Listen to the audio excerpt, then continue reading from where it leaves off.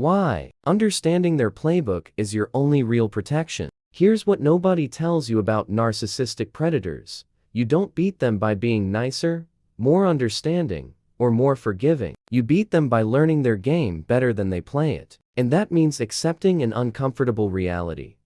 You need to think like a hunter to avoid being hunted. We're not talking about becoming manipulative yourself. We're talking about advanced emotional literacy, about pattern recognition, about trusting your gut when something feels off, even when everyone else tells you you're overthinking it, because you're probably not. The most effective defense against narcissists is called the gray rock method. You become so boring, so predictable, so emotionally flat that they lose interest. Narcissists feed on reaction. They need drama, emotion, chaos. When you stop providing fuel, when your responses become one-word answers and your emotional energy dries up, they move on to easier targets. Law 4 teaches us, always say less than necessary. With narcissists, this isn't strategy, it's survival. The less you reveal, the less ammunition they have. But what if you're already caught in the web? The exit isn't physical first, it's mental. You need to break the trauma bond before you break the relationship. That means educating yourself obsessively about narcissism. It means validating your own experience even when nobody else believes you. It means accepting that you cannot save them,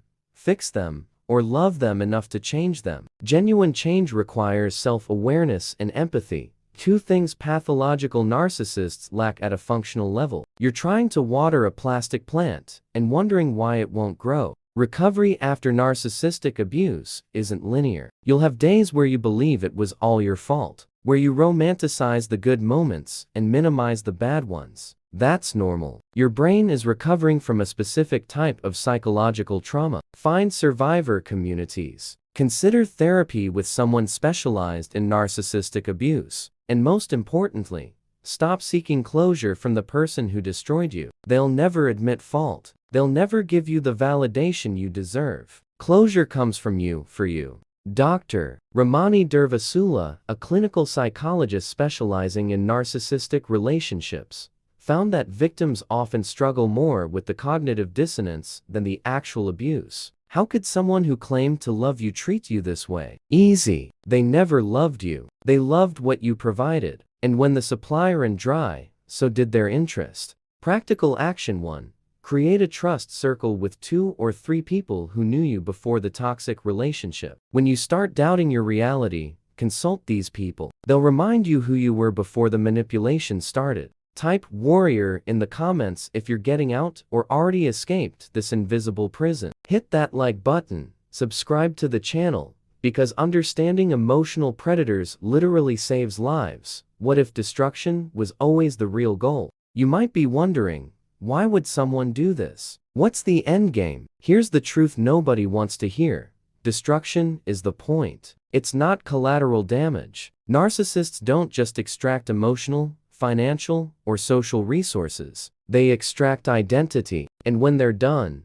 when the well runs dry, they need to ensure you don't recover fast enough to expose them. So they plant psychological landmines that'll detonate months after they're gone. The devaluation phase didn't start when they got bored. It was planned from day one. The devaluation phase is systematic. It starts with criticism disguised as jokes. I'm just kidding, you're too sensitive. Then comes gaslighting, making you question your own memory and perception. Are you sure I said that? You're making things up. Within months, you're apologizing for things you didn't do, defending your sanity, doubting your own emotions. Psychiatrist M. Scott Peck called this soul murder in his work on human evil. That's not dramatic metaphor. That's clinical description. Narcissists also weaponize triangulation. They bring third parties into the dynamic. Ex-partners who are still friends, colleagues who get them better, people who aren't complicated like you.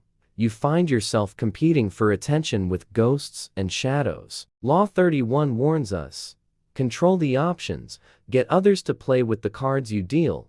They control all the cards. You're playing a game whose rules change every time you're about to win. And here's the most disturbing element, the discard. When they're done with you, it's abrupt, cold, without adequate explanation. Or worse, they replace you publicly, flaunting the new victim like a trophy. This isn't random cruelty. It's confusion strategy. You become so focused on understanding what you did wrong, so obsessed with winning back the love you once had, that you miss the obvious truth, that love never existed. It was a performance. And you weren't the first supporting actress in this play. You won't be the last. Practical action 2. Document everything. If you're in a relationship where your reality is constantly questioned, start recording conversations, dates, events. Not to confront the person, but to maintain your sanity. Gaslighting only works when you have no proof of what really happened. Type survivor in the comments. If you went through this and came out the other side, how did you reclaim your identity? Like this video, subscribe to the channel, because what comes next gives you the recognition tools you need. How they build the perfect trap. Using your own words. The narcissistic seduction phase isn't about charm. It's about surgical mirroring. Remember everything you shared in that first conversation? Your passions, your dreams, that obscure artist you love, the book that changed your life, the philosophy you live by. Brace yourself, because over the next few weeks, you're going to meet someone who is exactly like you. Crazy coincidence, right? They also love that artist, also lost someone important the same way, also believe in the same things. It's like meeting your soulmate in human form, except you're not. You're seeing a distorted reflection of yourself, created in real time by someone who studies human behavior like a hacker studies code. Narcissists are emotional chameleons. They don't have a consistent true self, so they build temporary versions of themselves based on what you need to see. The technique is called mirroring, and it's so effective that even trained therapists can fall for it in early sessions. Behavioral analyst Jack Schafer, who trained FBI agents in influence techniques, documented how professional manipulators copy even microfacial expressions to create false rapport. They tilt their head at the same angle you do, cross their legs when you cross yours, breathe at your rhythm. All of this happens below conscious level, creating an inexplicable feeling of connection. But mirroring is just the hook. The real bait is love bombing. Messages every hour, exaggerated compliments, grandiose future plans by week 2. I've never met anyone like you, and technically, that's true. They've never met anyone, because narcissists don't meet people, they catalog them as resources. Law 27 teaches us, create a cult-like following, and that's exactly what they do, just inverted. They create a cult where you're the deity, and they're the most devoted worshiper in the universe. You feel seen, understood, loved in ways you've never experienced. That should be the first danger sign, not a stroke of luck. Here's the dirtiest psychological trick.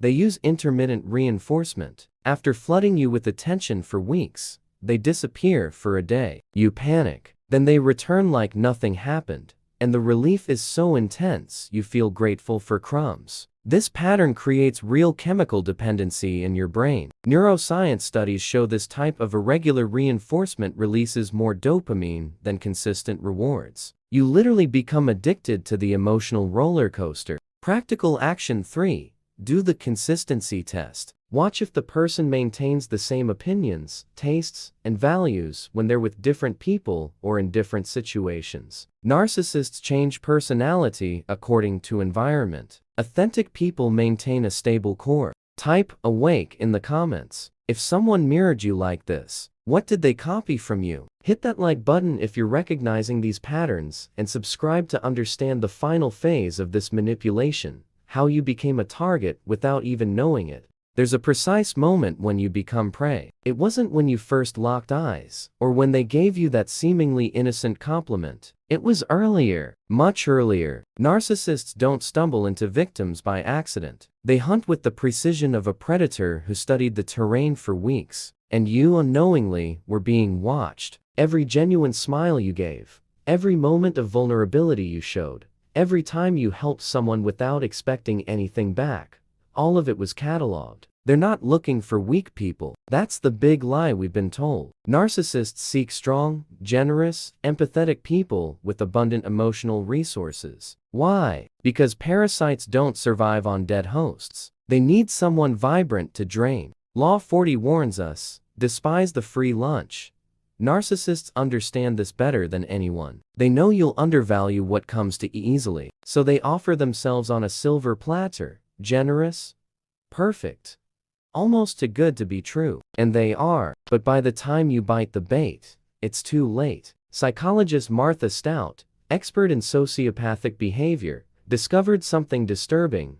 Narcissists can identify elevated empathy traits in under 3 minutes of conversation. 3 minutes. The time it takes you to order coffee. They ask seemingly casual questions, observe your reactions, test your boundaries. Do you believe in second chances? Isn't curiosity, it's market research. What makes this hunt even more sinister is selection by temporary vulnerability. Just got out of a relationship? Lost someone, dear? Moving cities or changing jobs? Perfect. They appear exactly when your emotional armor has a crack. It's not coincidence. It's calculation. Studies in predatory psychology show narcissists frequent environments where people are in transition, support groups, gyms after New Year's, fresh start courses, places where hope and fragility coexist. The predator already chose you. Now begins phase 2, making you choose them back. And for that, they'll weaponize something you never imagined could be turned against you, your own kindness. They'll study your compassion like a burglar studies a lock, finding exactly which emotional keys to use. And once they're in, the real game begins. Practical action 4. For the next 7 days, observe who asks excessive questions about your personal life. Right from first contact, narcissists collect information like detectives, but offer very little about themselves. Take notes. You'll be surprised by the patterns. Type protected in the comments if you've spotted these signs in someone. What was the first red flag? Share this video with someone who needs to see this. Hit like, subscribe to the channel, because recognizing predators before they strike is everything.